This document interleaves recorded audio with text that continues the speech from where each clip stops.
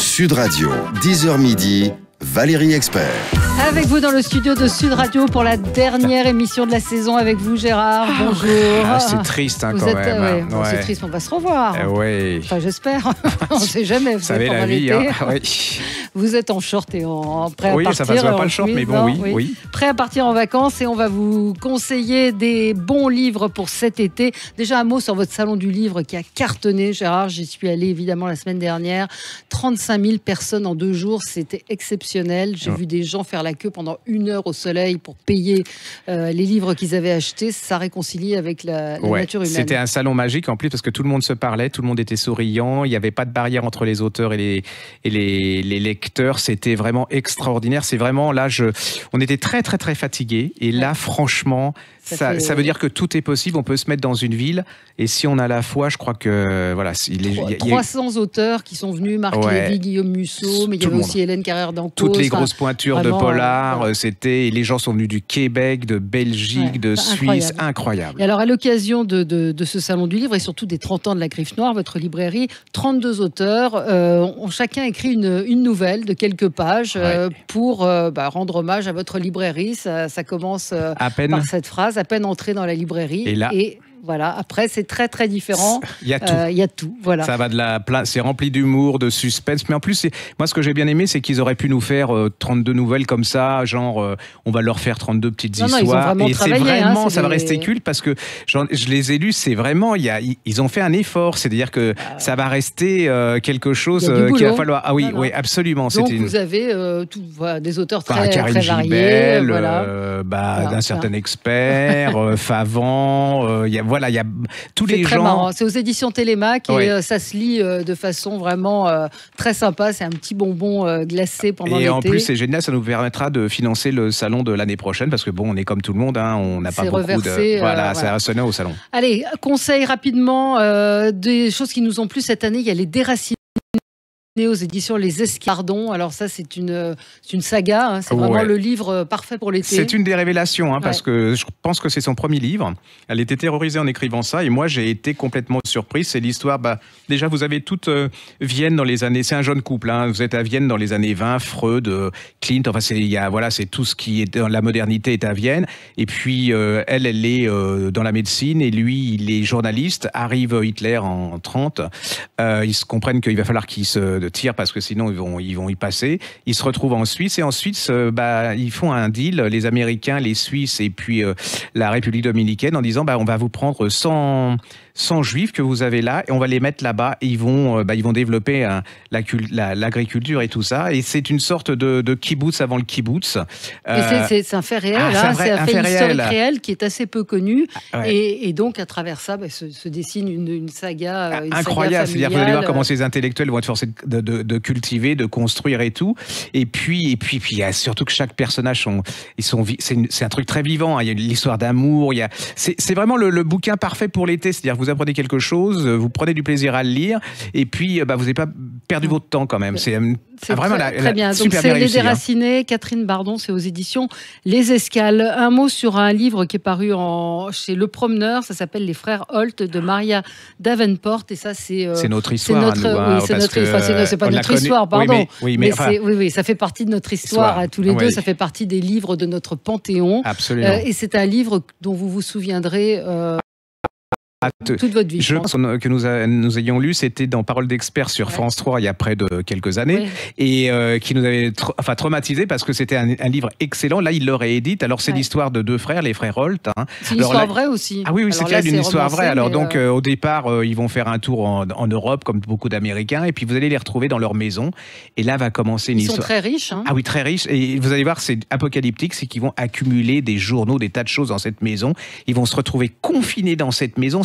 C'est irracontable, c'est une ambiance unique, et c'est parmi les rares livres dont les gens me disent mais je l'ai lu, mais Du coup, j'ai envie de rien le oublié, relire. quoi. Oui, ça les a traumatisés, cette histoire. Et il y a très très peu de vie très très peu de livres dans une vie de lecteur dont on se souvient comme ça, dont on se souvient. C'est vraiment, je remercie les éditions c'est le Gallimard, Promeneur, le Promeneur qui d'avoir réédité réédité ça, ouais. parce que c'est vraiment, ça fait partie de notre patrimoine, quoi. Absolument, ça s'appelle la silogomanie, cette maladie qui consiste à tout accumuler. Ah oui, c'est incroyable. Et la couverture est très belle parce que c'est un dessin d'un tableau de Hopper. Donc ça s'appelle Les Frères Holt, H-O-L-T, et c'est de Marcia Davenport. Moi, je voudrais vous recommander, il vient de disparaître, Tom Wolfe, Le Bûcher des Vanités, qui moi est un de mes 10 livres cultes et qui a été écrit, je crois que c'est dans les années 80, et qui est tellement visionnaire sur ce qui se passe aujourd'hui avec la radicalisation entre les minorités. Donc cette famille de l'Upper East Side, lui très riche, il a une maîtresse. Un jour, il raccompagne sa maîtresse à l'aéroport. En rentrant, il se trompe de sortie, il sort dans le Bronx, il écrase un jeune noir. Et à partir de là, sa vie, ça bascule complètement. C'est un livre formidable que vous lâcherez pas. Ça existe en livre de petit. Vous passerez un moment exceptionnel. Vous vouliez nous parler de La femme à la fenêtre chez Robert Laffont. Ah oui, de Finn. J'ai adoré ce polar parce que c'est un polar, c'est pas gore du tout. Hein. C'est une jeune femme qui, comment on dit, agoraphobe, qui est confinée chez elle, qui ne voit la vie qu'à travers des jumelles. Elle regarde de l'autre côté de sa maison, de la rue, elle voit les autres maisons. Alors, apparemment, son mari et sa fille l'ont quittée, ils sont à leur téléphone et tout. Et puis là, elle va découvrir qu'en face, il y a un meurtre. Le problème, c'est que la femme qui est morte, elle la retrouve. Il y a un truc. On se dit, elle devient folle. Qu'est-ce qui est vrai? Qu'est-ce qui est pas vrai? C'est incroyable. C'est-à-dire, c'est complètement psychologique. Il n'y a pas de mort. Vous voyez, c'est pas. C'est un thriller. C'est pas Stephen King. C'est complètement dans la tête que ça se passe. Et vous dites, mais qu'est-ce qui se passe? Puis qu'est-ce qui se passe avec son mari? Qu'est-ce qui se passe avec sa fille? Mais qu'est-ce que c'est que cette femme, quoi? Et vous allez voir, vous allez tomber des nues parce qu'un bon polar, c'est une bonne fin. Et là, c'est un excellentissime polar parce que la fin, vous y attendez pas et c'est hyper bien réussi. C'est un des grands polars de cette année. Hein. Il y avait Baby Doll aussi aux éditions Mazarine de Holly Overton. J'avais beaucoup aimé ce livre-là. En fait, ça commence par la fin, c'est-à-dire une jeune femme qui a été séquestrée, qui s'évade. En général, ça arrive à la fin. Là, elle s'évade et on pense que son cauchemar se termine, mais non, il ne fait que commencer puisque c'est l'histoire de son père qui l'a séquestré pendant 8 ans. Et là aussi, c'est un thriller psychologique absolument incroyable. Vraiment, allez-y, je vous en dis pas plus. C'est un polar qui fonctionne très très bien. Holly Overton aux éditions Mazarine. La fille de la mer, toujours chez Robert Laffont, de Marilyn Bracht. Ça, c'est énorme. Hein. C'est alors là, c'est une des révélations de cette année. C'est-à-dire, c'est l'histoire de ces femmes coréennes qui ont été exploitées sexuellement. Enfin, même pas que sexuellement, comme par les Japonais pendant des années, même avant la Seconde Guerre mondiale. Hein. C'est-à-dire que je ne savais pas du tout que ça avait commencé bien avant la Seconde Guerre mondiale. C'est l'histoire d'une communauté de femmes. Ce sont des plongeuses. Hein. C'est une communauté très particulière. Elles vont chercher des coquillages que les Coréens adorent. C'est l'histoire du courageux. Cette femme, elle a 70 ans. Elle n'a jamais dit à sa petite fille ce qui s'était passé. Elle va raconter. Et là, vous allez suivre alors à la fois le courage, c'est incroyable le courage de ces femmes. Et puis, c'est la barbarie à l'état pur. Hein. C'est comment. Mais alors, les femmes étaient sexuellement, mais les hommes étaient aussi considérés comme des barbares par les Japonais. C'est un livre. Les gens se l'ont pris en plein dans la figure, mais ça se lit comme, alors je ne vais pas dire ça, mais c'est vraiment un roman, ça se lit, vous êtes complètement pris par les personnages, par l'histoire, il y a plein de choses dedans, c'est pas un livre à thèse, et vous ressentez de là-dedans complètement choqué par ce qui s'est passé, et je comprends que les Coréens soient choqués, que les Japonais ne continuent à ne pas reconnaître la faute de leur pays à travers cette histoire. C'est vraiment un énorme livre. Hein. Voilà. Ensuite, il y avait un livre chez Belfond. Qui s'appelle Iboga. Iboga. Voilà, je vous montrer le papier parce que j'écris mal. Vous m'avez donné votre liste, mais j'arrivais pas à lire. Iboga, voilà, de Blanchard chez Belfond. Et ça a été un énorme. Alors, ça, c'est un grand livre français. C'est comme rare sont les romans français.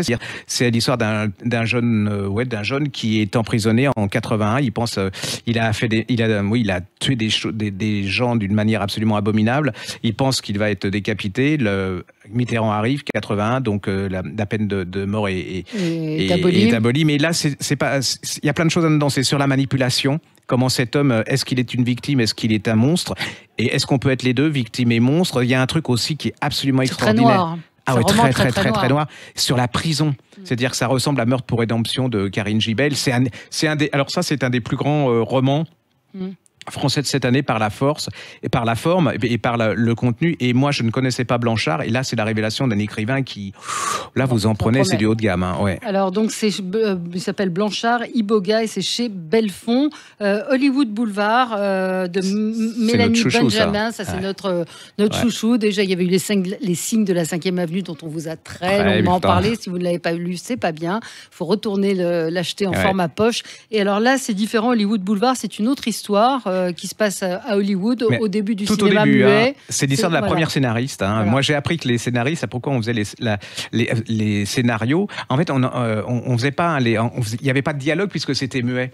Mais en fin de compte, les gens étaient tellement passionnés par les images, films, et ils lisaient sur les lèvres, ce qui fait que les actrices, alors que c'était dramatique, elles disaient t'as mangé quoi à midi? Et donc ils se sont dit ça peut pas continuer. Donc c'est l'histoire de cette femme et puis de Mary Pickford qui a été une des immenses stars de début.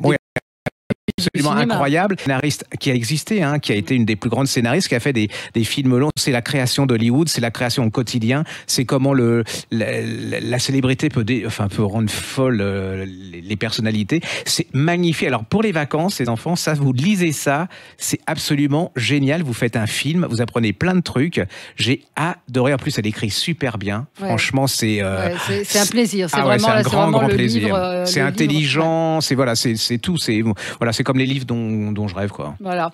Il savait que alors ça s'appelle donc Hollywood Boulevard et c'est chez Albin Michel et c'est Benjamin. Michel et c'est Mélanie Benjamin. Il y avait un essai dont je vous avais parlé. Il savait que je gardais tout d'Anne Pinjot, donc qui était la femme cachée de François Mitterrand.